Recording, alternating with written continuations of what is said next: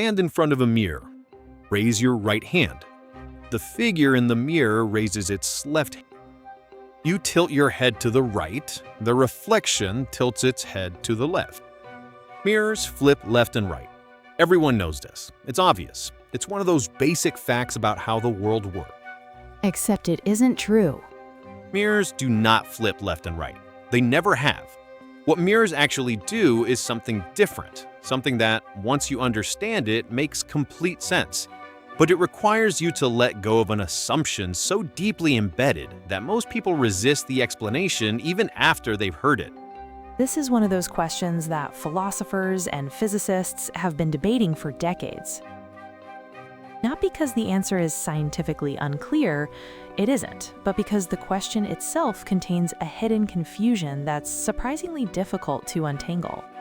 And when you do untangle it, you end up somewhere genuinely interesting. You end up thinking about what left and right actually mean, how the human brain constructs a sense of orientation in space, and why this particular illusion is so persistent and so convincing. So let's get into it. Why do mirrors appear to flip left and right? To answer this properly, we need to start with what a mirror actually does, physically, optically. A flat mirror reflects light according to a simple law. The angle of incidence equals the angle of reflection. Light hits the mirror at a given angle and bounces back at the same angle on the other side of the perpendicular. That's it. That's the whole optical mechanism. There's nothing in that process that treats left and right any different from up and down. And that's the key point. The mirror has no concept of left and right. It has no concept of up and down either. It just bounces light, geometrically, symmetrically, without prejudice. So if the mirror doesn't flip left and right, what does it do? It flips front and back. That's the actual geometric transformation. If you stand facing a mirror, the mirror creates an image of you that is reversed along the axis running from your chest to your back. Front becomes back. Back becomes front. Your nose points toward the mirror. In the reflection, the nose points away from the mirror, back toward you. This is called a depth reversal, and it's the only thing the mirror does. It doesn't touch left and right, it doesn't touch up and down. It reverses the dimension that runs perpendicular to the mirror's surface. So why does it look like a left-right flip? Because of how you interpret the reflection. Here's the key move. When you look at your reflection and see it raising its left hand while you raise your right hand, you are mentally rotating the image. You are imagining the reflection as a person who has turned around to face you. Imagine a friend standing in front of you, facing you. Their right hand is on your left. Their left hand is on your right. That's what we expect from a person facing us. Their left and right are swapped relative to ours because they've turned around to face us. Now imagine your friend steps behind a glass panel and you can see through it. They haven't turned around, they're still facing the same direction as you, both of you facing the glass. Now their right hand is on your right, their left hand is on your left. Everything lines up. A mirror does something closer to the second scenario. It creates a depth-reversed image, an image where front and back are swapped, but it doesn't rotate the image. The reflection hasn't turned around to face you. It's a kind of ghost of you, facing the same direction as you, with only the depth axis reversed. But your brain interprets it as a person facing you. Right. Because that's the only context in which you ever see another face looking back at you, when someone has turned to face you. So your brain automatically applies a rotation, and suddenly the left-right swap appears. The left-right reversal isn't in the mirror, it's in your head. Is the result of your brain automatically applying a rotational interpretation to a depth reversal. Which sounds like a minor semantic distinction, but it's actually quite profound. The mirror is showing you something geometrically accurate. You are the one introducing the confusion by imagining the reflection as a rotated version of yourself rather than a depth-reversed one. Here's another way to make this concrete. Write a word on a piece of paper. Let's say you write the word mirror in clear capital letters. Now hold it up to a mirror. The reflection shows it reversed, R-O-R-I-M-R, with all the letters flipped horizontally. Why?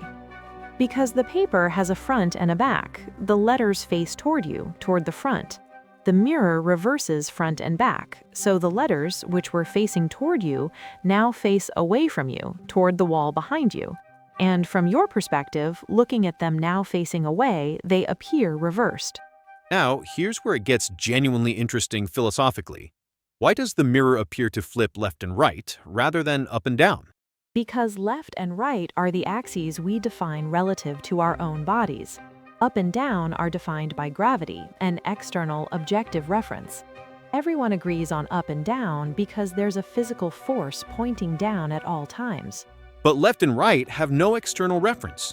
There's no force pointing left, no cosmic law that distinguishes left from right. Left and right only make sense relative to a specific orientation, your orientation, their egocentric coordinate. So when the mirror creates a depth-reversed image and your brain tries to make sense of it, it has no trouble with up and down. The reflected image is upright, gravity still applies, up is still up. But left and right, which depend on your orientation, get confused when you try to map them onto an image that has been depth-reversed without being rotated. The philosopher Jonathan Bennett spent years writing about this problem. The mirror question, why left and right, not up and down, is actually a deep puzzle in the philosophy of spatial reasoning. It touches on questions about how we define directions, what it means for something to be a reflection rather than a rotation, and how the human brain constructs its model of three-dimensional space. There's a wonderful thought experiment that helps clarify this. Imagine you're an astronaut floating in space with no gravity and no fixed orientation. Someone holds up a mirror and you look at your reflection. Now, which axis does the mirror flip? The answer is it depends entirely on how you're oriented relative to the mirror. If the mirror is in front of your face, it flips front-back. From your perspective, that appears as a left-right reversal. If you rotate 90 degrees so the mirror is now above your head, it still flips front-back. But now, from your new orientation, that appears as an up-down reversal. Which is another way of saying the confusion about mirrors is a confusion about ourselves, about the coordinate systems we use to navigate the world and how those systems break down when we try to apply them to a depth-reversed image. Now, there are some practical consequences of this that are worth exploring. One of the most interesting is the question of whether your mirror image is how other people see you. And the answer is almost certainly not. Or rather, not quite. The face you see in the mirror is depth reversed compared to how other people see you. It's your face viewed from the front with the front-back axis swapped. For a perfectly symmetrical face, this wouldn't matter. A depth-reversed symmetrical object looks identical to the original. But no human face is perfectly symmetrical. Everyone has slight asymmetries, a dimple on one cheek but not the other, one eyebrow slightly higher, the part in your hair. For people who part their hair, this is immediately obvious. In the mirror, your parting is on one side. In photos, which show you as others see you without any reversal, the parting appears on the other side. And if you're used to seeing yourself in a mirror, photos can look subtly wrong, like a version of you that's slightly off. This is why many people say they look better in mirrors than in photos, or vice versa. It's not necessarily a quality difference, it's a reversal difference. You're used to your mirror image, so that version looks normal. Photos show the unreversed version, which looks slightly alien because your brain has only ever seen your own face in its depth-reversed mirror form. There's research suggesting that people tend to prefer their mirror image, the reversed version, while their friends and family prefer the photo version, because each group is most familiar with the version they see most often. Your face has two audiences, yourself, who sees the mirror version, and everyone else who sees the photo version. And they have different opinions about which looks better. Which is a slightly unsettling thought if you sit with it for too long. Let's talk about some other types of mirrors, because flat mirrors aren't the only kind, and the others produce some genuinely strange effects. Concave mirrors, mirrors that curve inward like the inside of a bowl, do something that flat mirrors don't. When you stand close to a concave mirror, it magnifies your reflection. When you stand further away, past the focal point, it flips the image upside down. You appear inverted. The back of a spoon is a convex mirror, curving outward. Look at your reflection in the back of a spoon and you'll see a small, wide, right-side-up version of yourself. Look at the front of the spoon, the concave side, and you'll see yourself upside down. Same object, same material, completely different reflection depending on which side you're looking at. And then there's the two-way mirror, or more accurately, the one-way mirror, a sheet of glass with a very thin, partially reflective metallic coating. In a brightly lit room on one side and a dark room on the other, the glass acts as a mirror for the people in the light and a window for the people in the dark. The same surface, simultaneously a mirror and a transparent pane, depending entirely on which side you're on. Light always travels from bright to dark. The person in the bright room can't see through because the reflected light from their side overwhelms the dim light coming through. The person in the dark room can see through because the light from the bright side is more than enough to overpower their dim reflected image. Which is why interview rooms, police observation areas, and certain retail environments use one-way glass, and why simply turning on the lights in the observation room immediately destroys the effect and lets everyone see everyone else. The magic of the one-way mirror is entirely dependent on a lighting differential. And a true two-way mirror, one that works equally from both sides simultaneously, is actually impossible. Every semi-transparent surface either transmits more light than it reflects or reflects more than it transmits. You can't have perfect symmetry in both directions at once. Back to the original question though, mirrors don't flip left and right, they flip front and back. The left-right reversal is something your brain adds, a misinterpretation of a depth reversal as a rotation.